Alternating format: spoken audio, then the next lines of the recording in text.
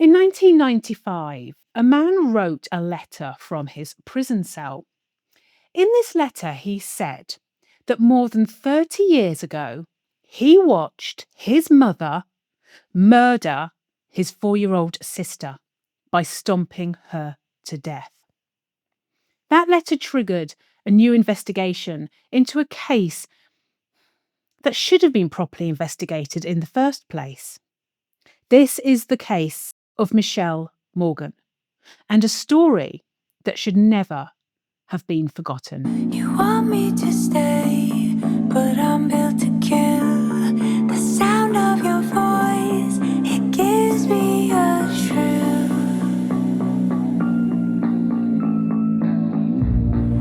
Alone in the hall, that look in your eyes, burning with hope for my demise.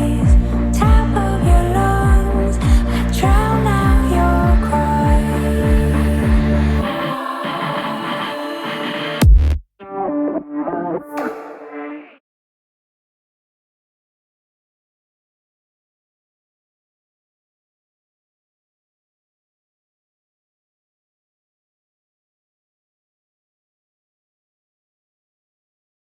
Hello, welcome to my true criminal abode.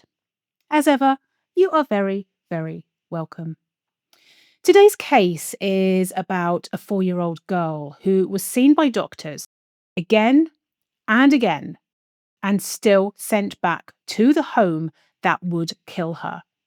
It's about the future a little girl never got to have, while the person who took that future from her went on living their life.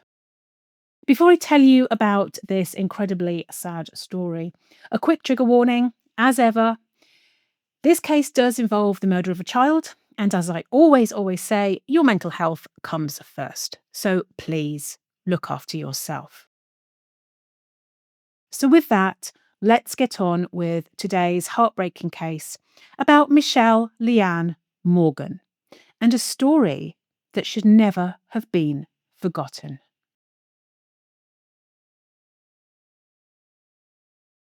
So we are going to begin this case in the late 1950s with a man called Bill Morgan, who was serving in the United States Air Force. Now, Bill had 2 young children from previous relationships. There was George, who was born in 1952, and there was Michele, born in 1957. Now, George and Michele were half siblings because they had different mothers. Michelle's mother actually passed away, and I believe Bill and George's mother got divorced. So in the late 1950s, Bill was stationed overseas in Prestwick Air Base in Scotland, over here in the UK. And while he was there, he met a local woman called Mary Ray.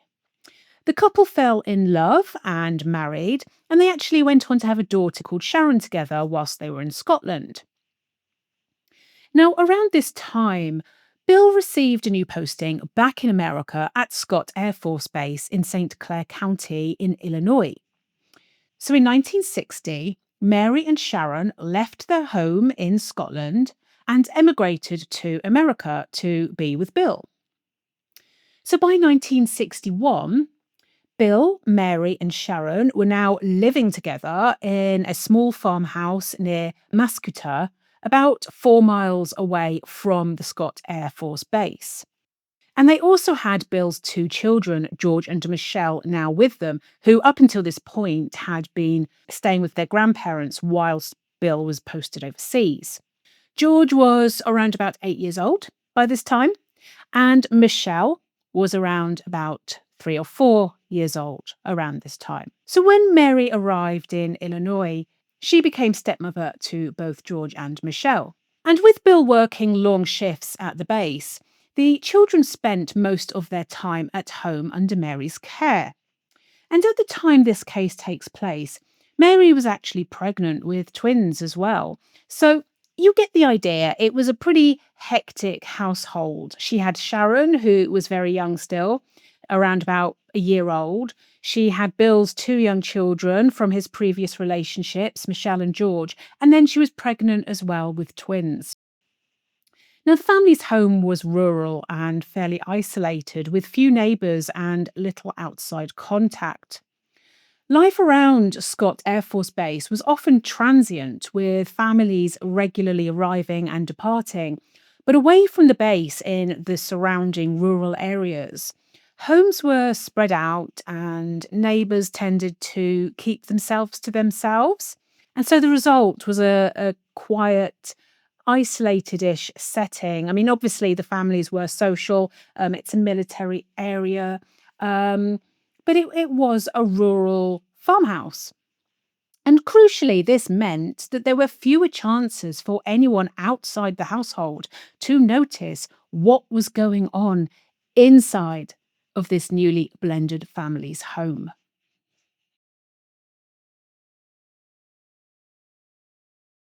So, in the year after Mary arrived in Illinois, Michelle began turning up at the Scott Air Force Base Hospital again and again, with injuries that were difficult to ignore.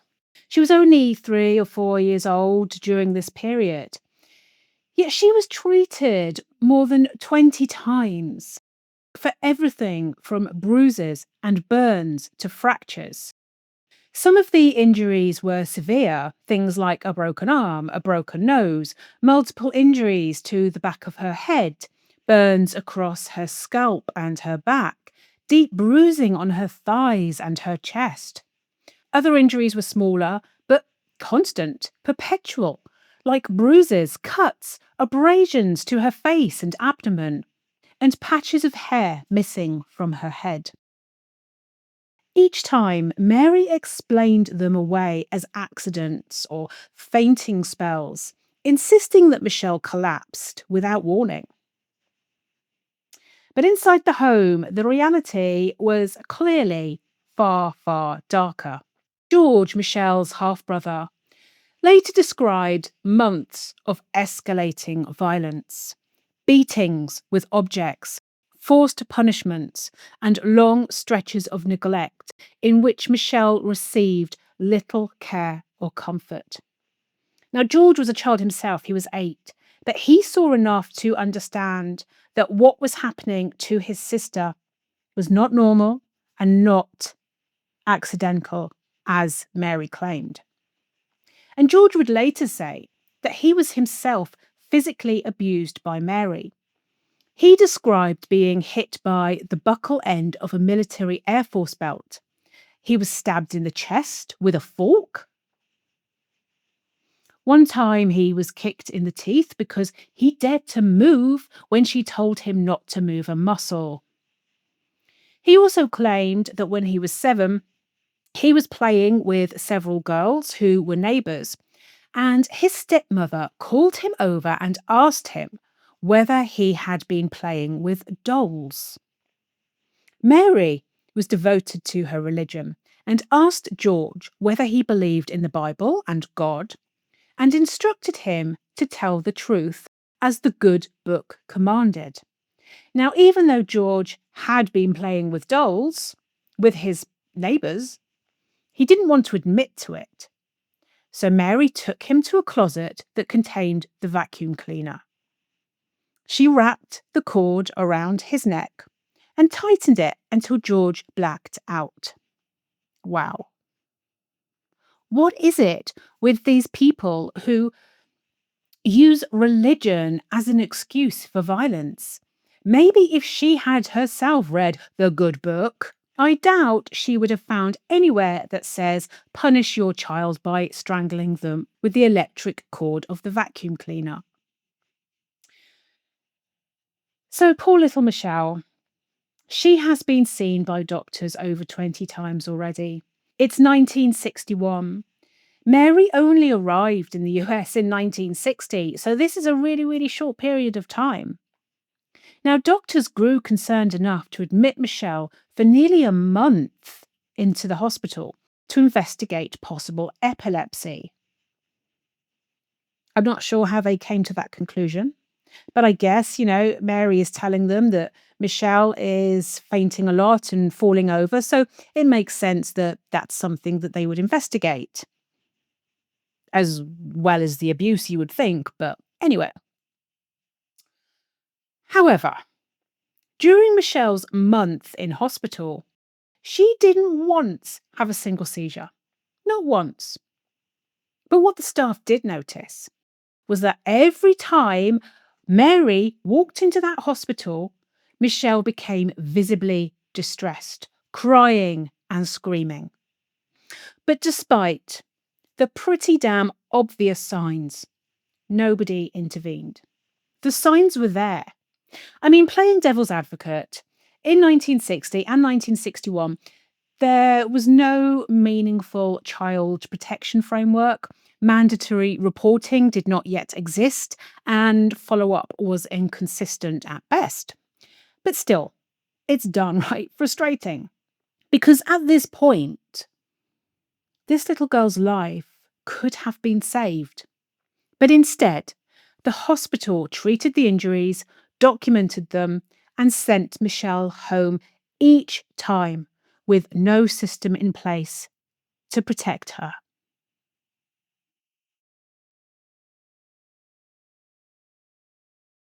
So on Wednesday, the 9th of August 1961, 8-year-old George and 4-year-old Michelle were playing outside. At some point that afternoon, Michelle made a small mistake, something so minor that George later couldn't even remember what that mistake was. But whatever it was enough to set Mary off. Mary accused Michelle of lying.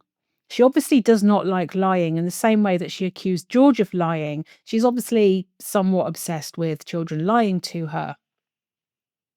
So she accuses Michelle of lying. She grabbed her, dragged her to an outdoor rinse tub filled with rainwater, and forced Michelle into it.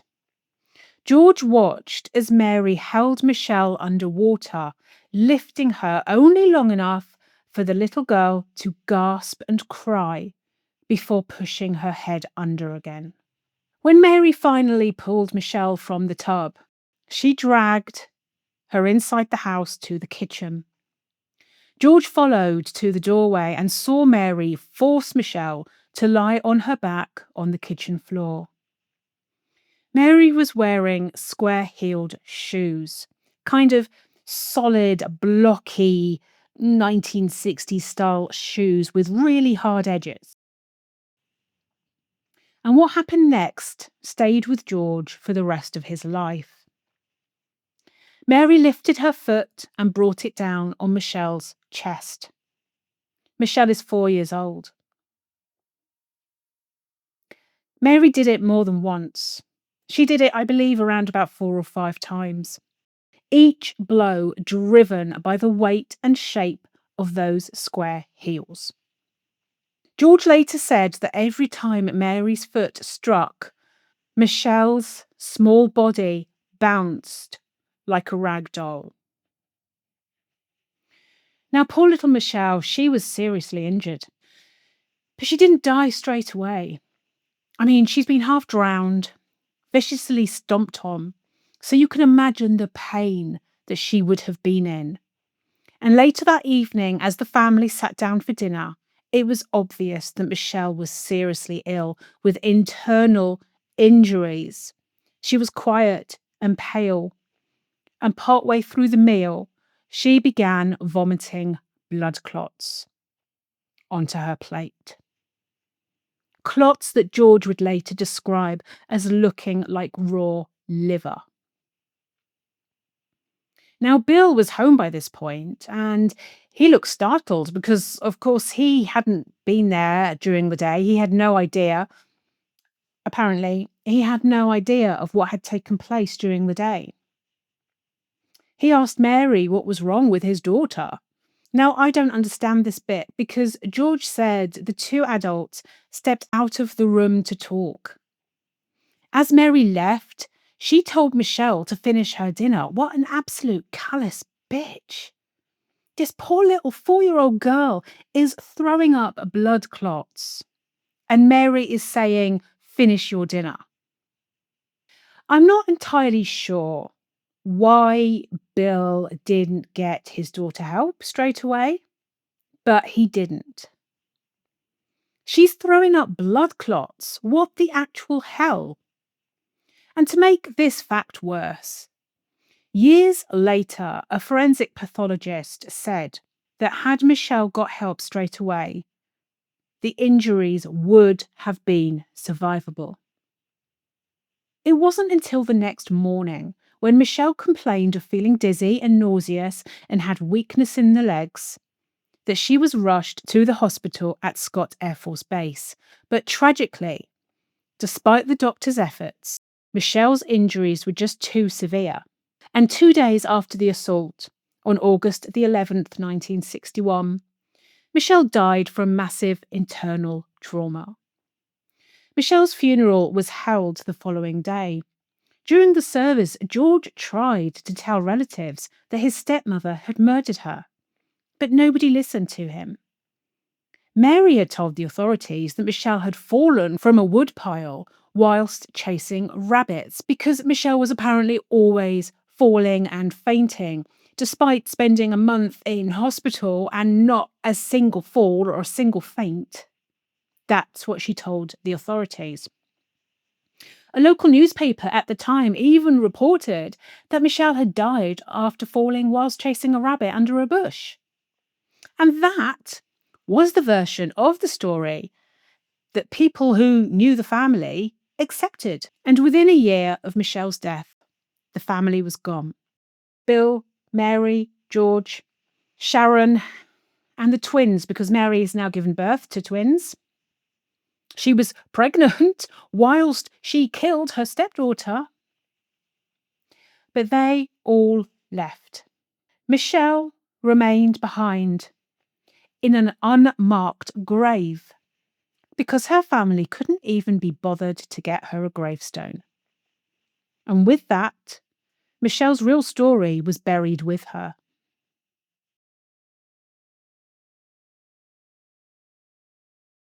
Michele's autopsy was performed by Air Force Captain Dr. Brian Harold, the pathologist on duty at Scott Air Force Base. His examination revealed catastrophic injuries. Michele had a torn section of bowel, massive internal bleeding, and had lost more than half of her blood.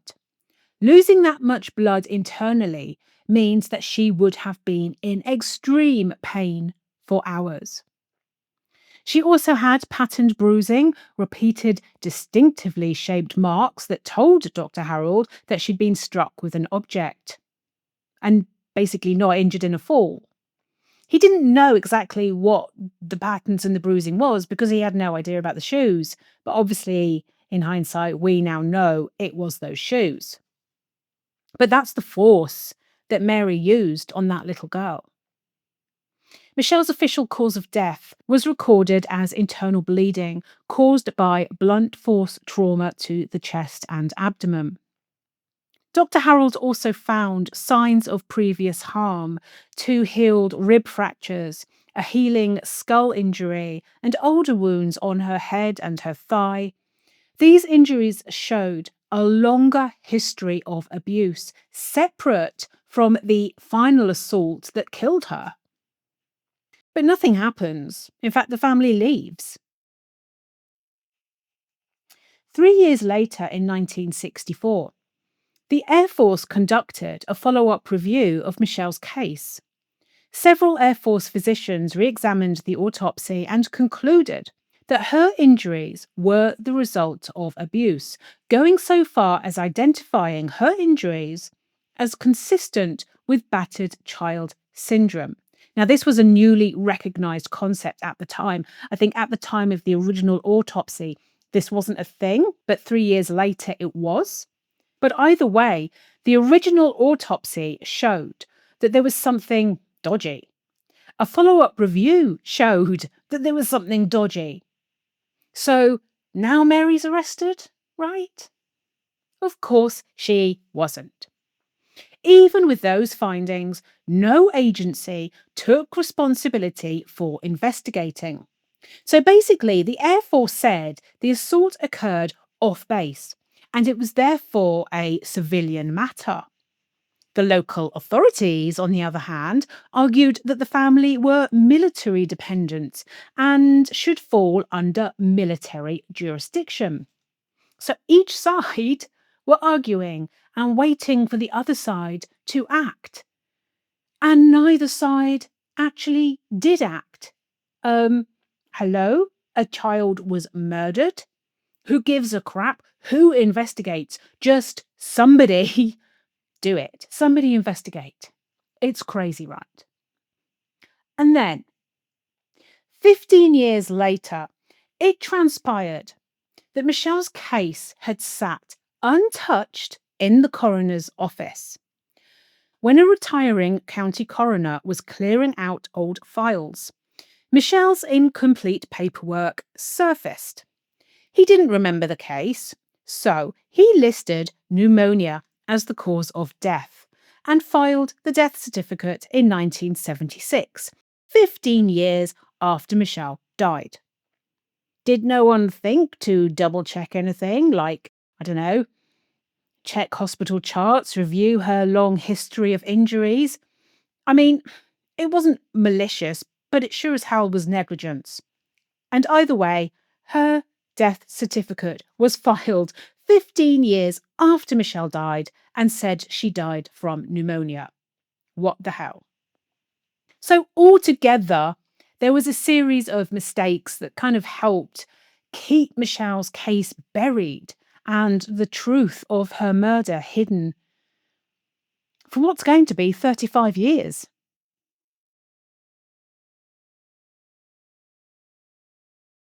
So let's fast forward to over 30 years later in 1995. George Morgan was now in his 40s and was serving a 45-year prison sentence in Jefferson City, Missouri. George Morgan was now a convicted child abuser, serving 3 consecutive 15-year sentences for 1 rape and 2 acts of sodomy against his 10-year-old stepdaughter.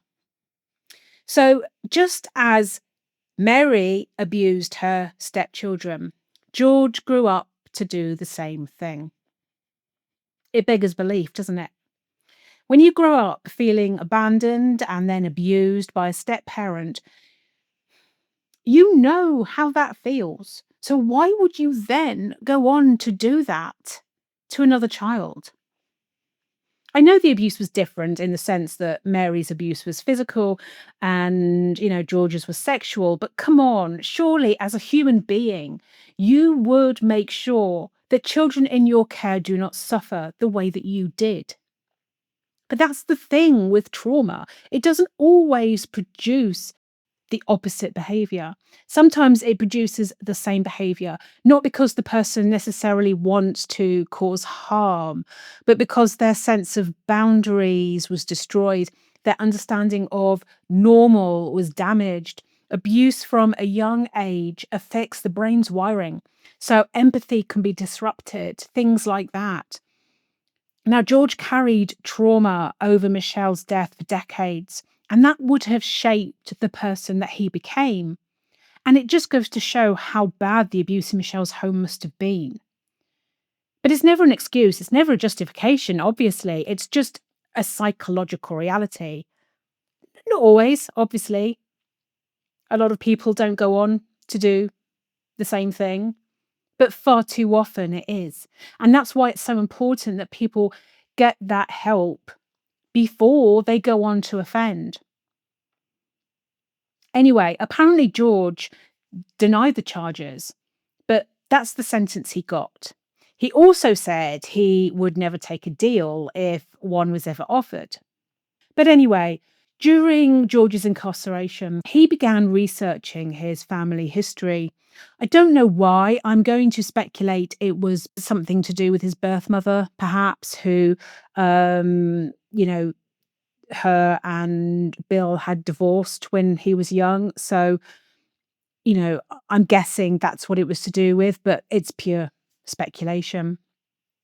But as part of that search, he requested a copy of Michelle's death certificate.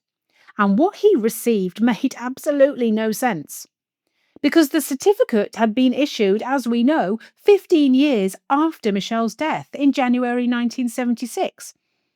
And the cause of death was listed as viral pneumonia, something George knew was not possible because he was there. He saw what happened to Michelle.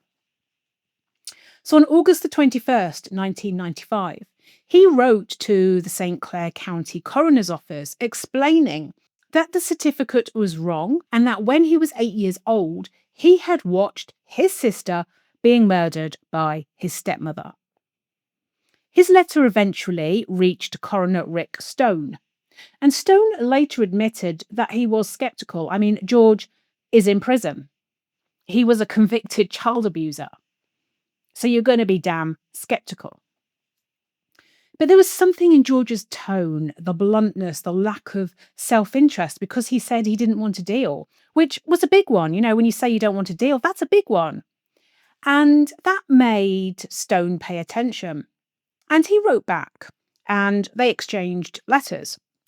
And eventually Stone contacted the Illinois State Police. And on January the 31st, 1996, Stone and cold case detective Kurt Sackleben travelled to Missouri to speak with George in the prison. When Stone asked why George was coming forward, George confirmed that he didn't want anything in return. He just wanted justice for Michelle. And Stone believed him. And in 1996, finally, the case was reopened.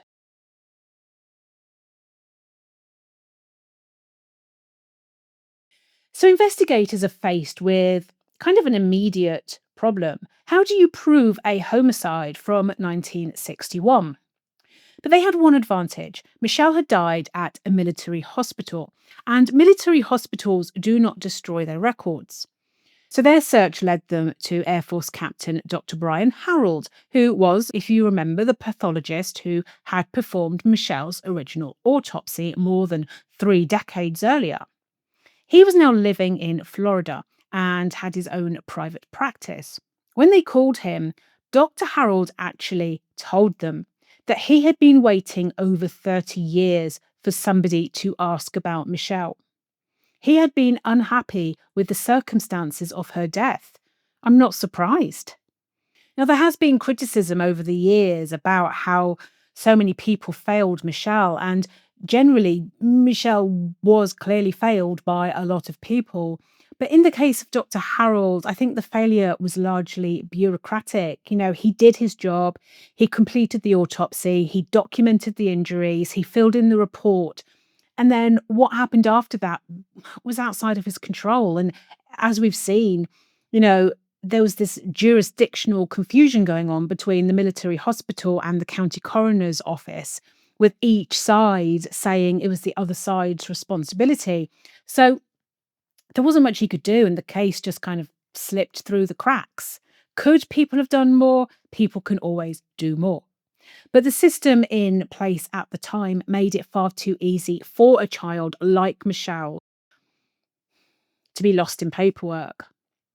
But anyway, the pathologist remembered the case well and confirmed everything that George described seeing.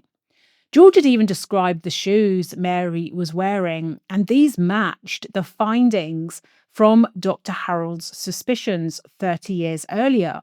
So ultimately, Dr. Harold confirmed that Michelle's injuries were consistent with a child being stomped on, and definitely not pneumonia.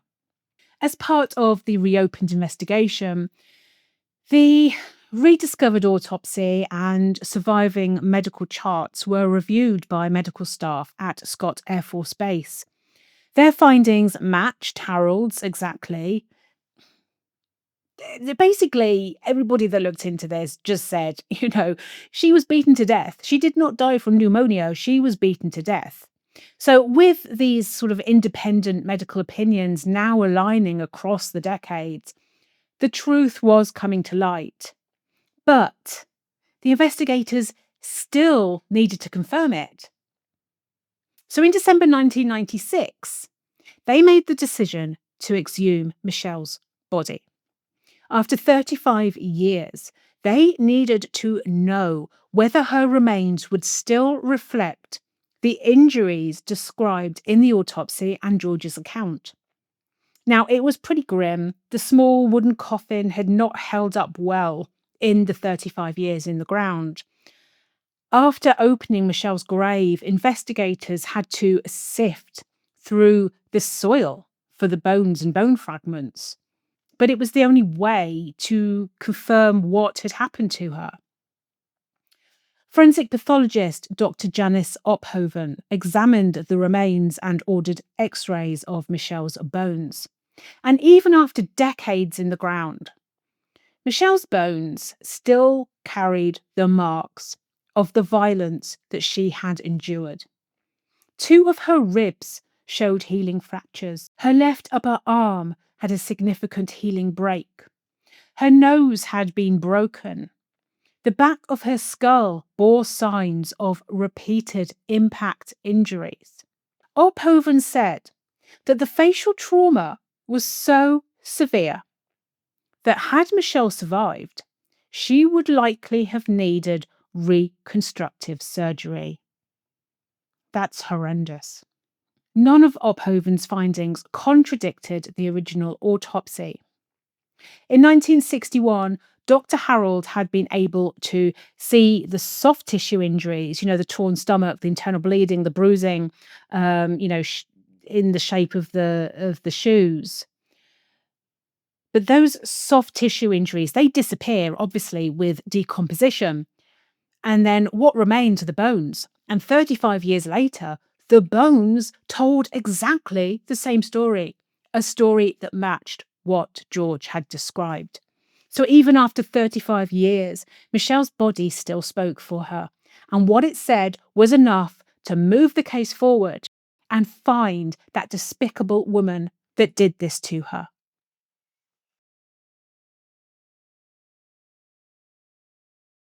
So, cold case detectives tracked down Michelle's stepmother, Mary Morgan, in West Columbia, Texas. She was still married to Michelle's father, Bill, and together they had built an entirely new life. They had 4 children now of their own. So, besides George and Michele, who were Mary's biological children, they had between them 2 boys and 2 girls. We know about Sharon, then there was the twins, and then there was another girl. And Mary and Bill, they were now working, get this, as missionaries for a local church. In the community, the couple were known for their devotion to children, including their work with orphans in Mexico. Now, I do not want to talk disparagingly about the amazing work that genuinely amazing people do. But it ain't half a good cover for people like this that aren't genuine. I don't know whether it's people wanting to give the appearance that they're good, community-orientated people, or whether they do it to redeem themselves somehow, feel better about their sins of the past. Now, the skeptical side of me says it's probably not the latter, but the former. It makes a good cover story.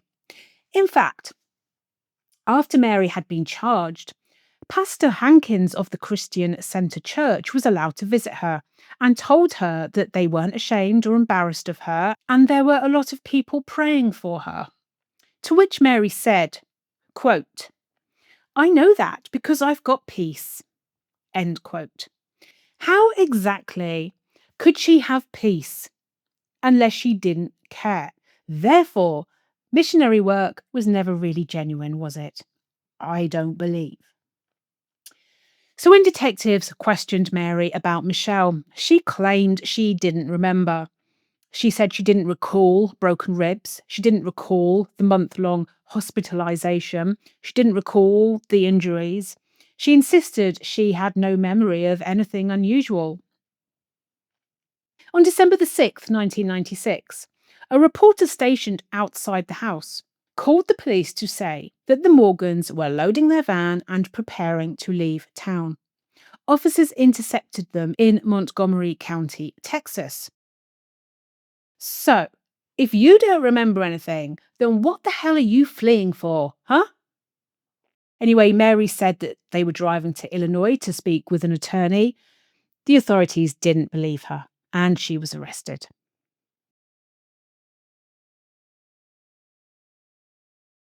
In February 1997, a grand jury in Illinois indicted Mary Morgan on one count of murder and two counts of involuntary manslaughter, one for causing death during an assault and one for causing death through corporal punishment, i.e., punishing Michele in a way that caused fatal injuries. Although Mary was indicted for murder, she couldn't face the death penalty.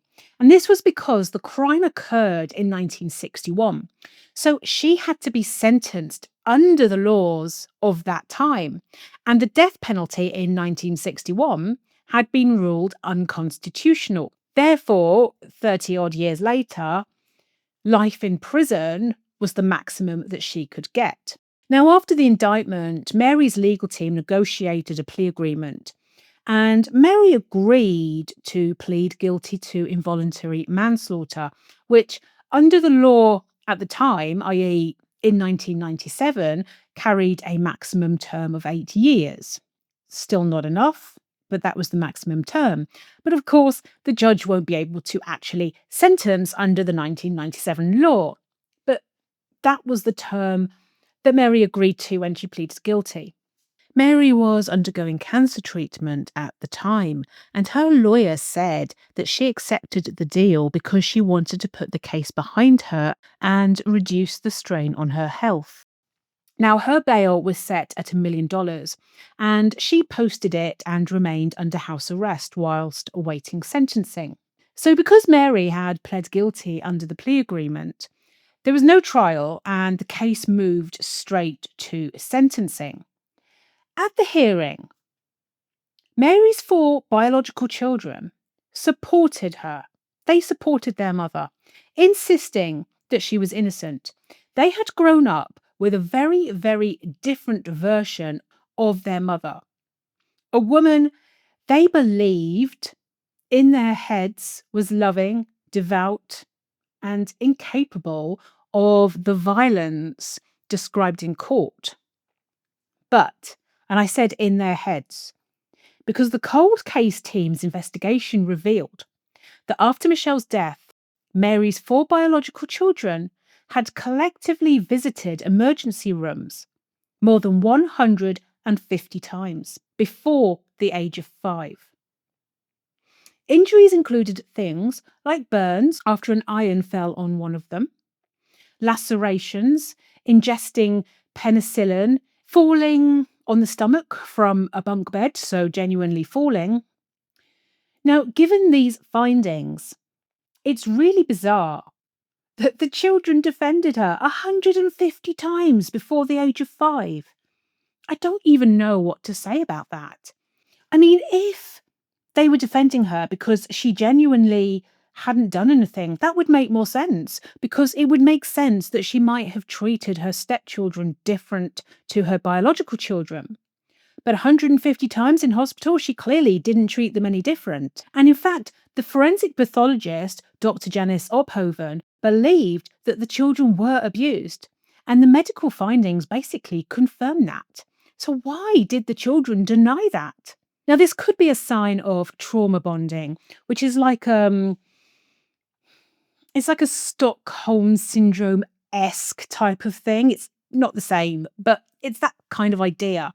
Trauma bonding is more common in families when a caregiver controls every aspect of a child's safety, fear, survival.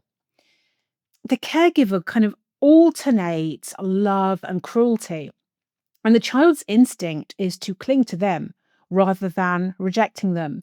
And that's not because it's affection or agreement with the abuse they're getting. It's literally a survival mechanism. I mean, I don't know what was going on.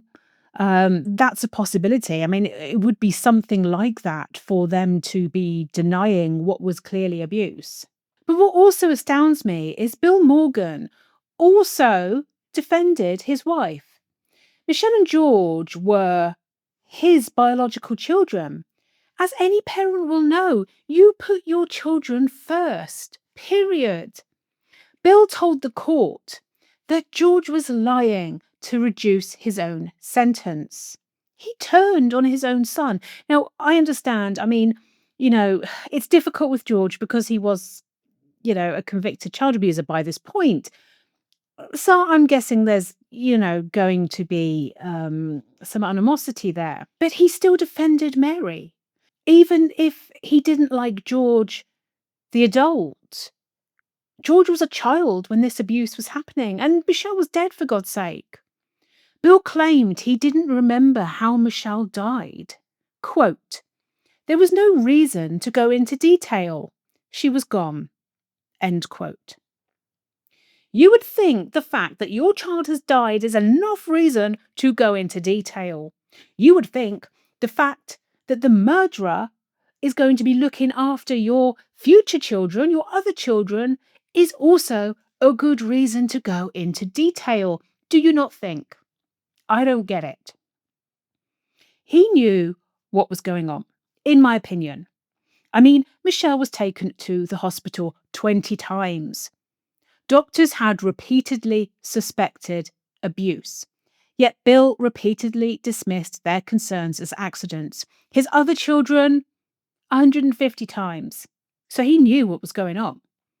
He said he remembered little of that hazy day, and he had no reason to doubt his wife. Okay, you had no reason to doubt your wife? Seriously? Your children were taken to hospital 150 times, Michelle 20 times. She was vomiting blood clots, which you apparently don't remember on that hazy day. I mean, that's disgusting. To say that your child vomiting blood clots is hazy, you're going to remember that 100 years later, let alone 30 years later. And you did nothing. You chose to look the other way, as you did with all of your children, and that's disgusting. Now, obviously, Bill was never charged with anything, so this is just my opinion. I just don't see how he did not know what was going on, but it is my opinion. And a lot of other people's opinions if you read forums on this case. Now, under modern guidelines, the charge of involuntary manslaughter that Mary had pleaded guilty to carried a maximum sentence of 8 years, which we have established. However, under the law in effect in 1961, the maximum penalty for involuntary manslaughter was 5 years. And so that was all the judge could give her, no matter how severe the abuse or how long it had gone unpunished. All that she could get was 5 years. It's disgusting, isn't it? This was to prevent ex post facto punishment, meaning that you can't punish someone more harshly using laws that didn't exist at the time of the crime, which I do understand the logic. In some cases, it makes sense. I mean, if the crime was for stealing a bag of sweets in 1960 and the punishment was a fine, and then 20 years later, the punishment was getting your hand chopped off, I can see why you would use the punishment at the time, because the odds are the person probably wouldn't have risked having their hands chopped off and stolen the bag of sweets. But this is murder. And I'm not sure it should apply to murder or manslaughter. It's actually manslaughter, isn't it, that she pled guilty to? But I'm not sure it should apply. Michelle's life was stolen from her. Mary got to live the rest of her life as if nothing had happened. 5 years was an insult to the memory of Michelle. So Mary Morgan was sentenced to 5 years in an Illinois state prison. She served her time and was released in 2001. And after that, she vanished from public record.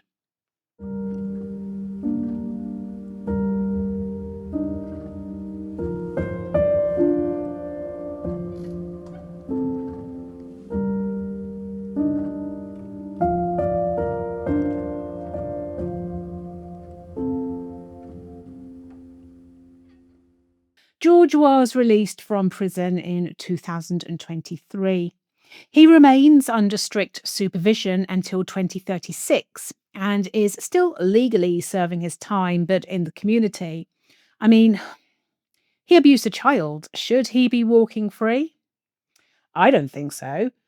Um, and I could say a lot more about what I think, but this is Michelle's story. And what George did do was a good thing by telling the truth and bringing Michelle's story to light. And when the truth did finally surface, it couldn't undo the past, but it ensured that Michelle was seen and heard and remembered. And this was proven when the community came together to get Michelle a headstone. Because remember, she had no headstone, just a temporary marker supplied by the funeral home. However, after George's confession reopened the case, the local community raised the money to finally give her a proper stone. And in the end, it was the community, not her family, who ensured that Michelle was finally honoured and remembered. You know, a headstone may be small, but it stands as proof that her story was heard and she is not going to be forgotten again. And that's why I do cases like this, because that little girl, she would have been forgotten if it wasn't for her brother, for the community. She literally would have been forgotten. And so covering cases like this, I think, is important because people need to remember her, because she didn't just lose her life, she lost her future and the world. As I've said before, when other children are murdered, it's the world that loses something when a child is taken away. Because the world benefits from everybody. Who knows what Michelle would have gone on to do? The lives that she would have gone on to touch, who knows? But she never got that chance. Anyway, that is everything. As ever, you take care, and I will see you back here for another case at my true criminal abode. Bye.